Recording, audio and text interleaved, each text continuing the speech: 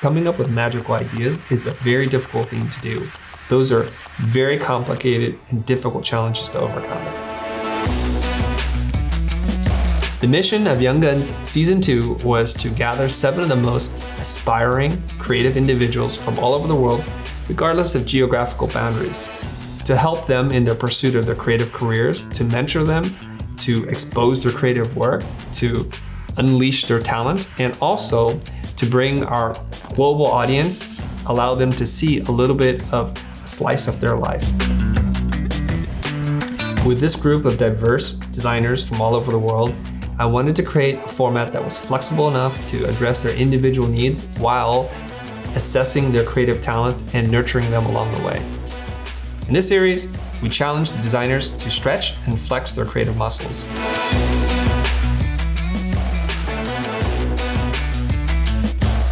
This is a very, very hard assignment. Like, it's almost impossible to do. What the heck am I doing? What am I about to turn in? I was challenged, my mindset was challenged, my skill set was challenged. There's something about this that feels very clinical and cold. I totally get where he was coming from. This project is due tonight. This assignment is going to be a challenge for me. I'm not sure where I should start. Right off the bat, I'm a little concerned that this does not feel high-end. Why didn't I do this? Why didn't I let somebody else do these illustrations for me? Just lots of whys. If I do fail really horribly, I'll probably learn a lot. Beyond the design challenges, we also worked with the designers to deal with their deeper issues, which many creatives face. I would just think about all the things that you feel maybe are inadequate or you might be missing. How would you rephrase that? How would you reframe that? What would you tell yourself so that that can become a positive?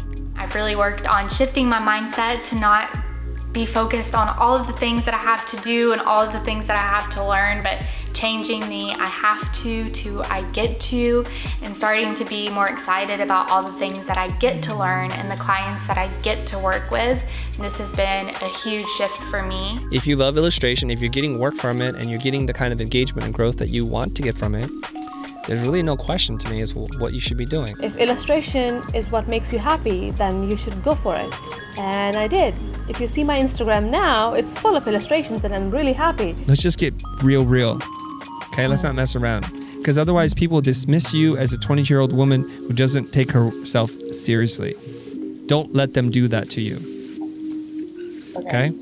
It's my ability to understand strategy, to work with people, and to be the almost like translator between client and designer that I've found this really sweet spot that I love. The only reason why people call you is to work with you.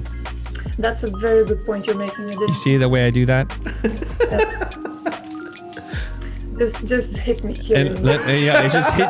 I just pierced your heart.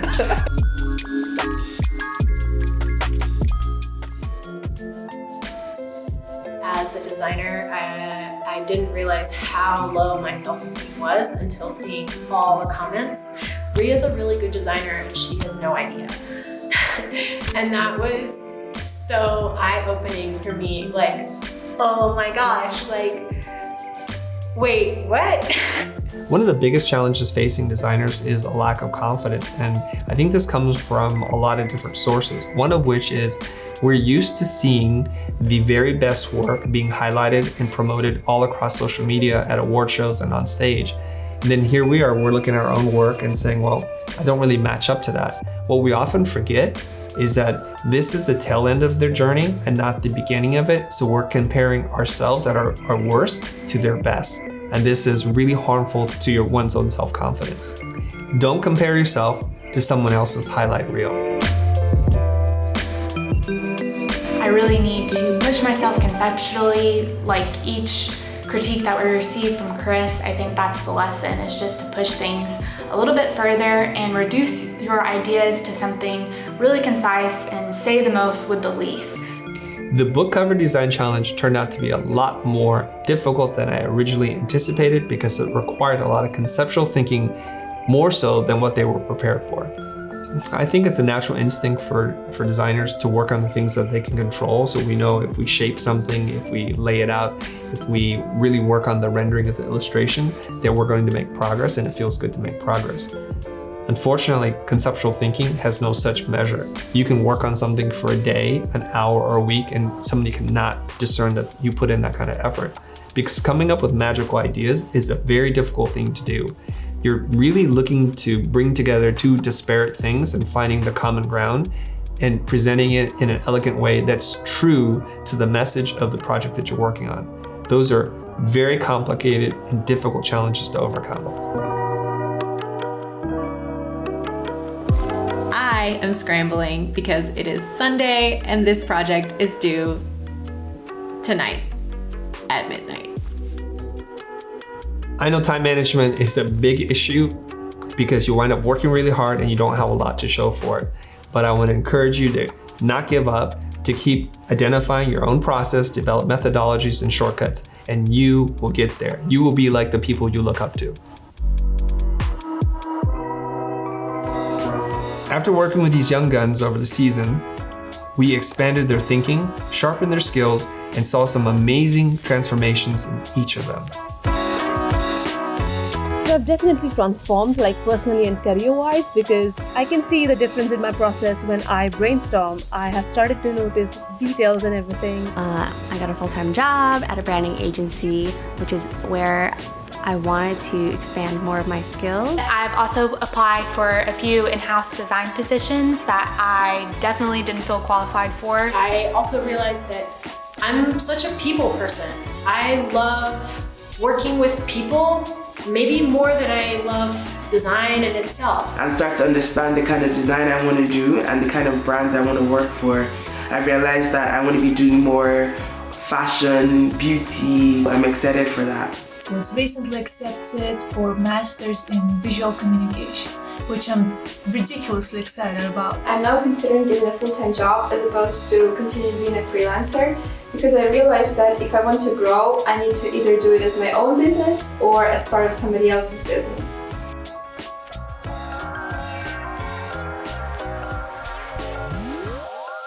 My advice for young designers is to not fear failure. That's even more incentive to go after that, because I feel like that's the biggest and fastest way you're gonna learn. To keep learning and keep growing and try to remain excited about it, and also don't let your education hold you back. Especially for us female designers, I feel like we have we have really low confidence in ourselves. Don't let these negative thoughts stop you from doing things that you want. Don't think you always need to love what you do. Sometimes you don't have to love it, you just have to do it. I can't tell you how much I cringed when looking at my videos or at the work I submitted for the show. I didn't love it, I just forced myself to do it. And the result is so satisfying and so worth it. Experiment and explore more things in design. See if you can get into illustrations, packaging designs, logo designs, branding, anything that comes your way. Be tenacious and consistent. It works from RuneScape to fitness to design. You don't have to have talent or be good to start. Be the representation that they want to see. A lot of the messages I got from people who saw me on the show were either asking me how I got on the show, or were messages from people that were excited to see another Nigerian or African being on the platform like the Futur. And that just tells me that a lot of people want things that they're not going for. I sincerely hope you've enjoyed the season of Young Guns Season 2. We're gonna go back to the drawing board and try to generate some new ideas so that this dream of creating a global classroom becomes a reality. We look forward to hearing your suggestions and feedback. Leave them in the comments below. We'll read them and think about them. And if you'd like to support us in our continued mission to create the global classroom that's democratizing education for all, please feel free to reach out because we'd love to hear from you. And I want to end this season with a big heartfelt thank you to our sponsors, Sony, for delivering cameras and microphones for the participants to improve the video quality, and to Adobe for giving all the participants a 1-year license to Creative Cloud. Thank you very much. shout out to Sony. Thank you, Sony, for supporting us, for supplying us these amazing cameras, For supporting Young Guns Season 2. For sponsoring us on Young Guns.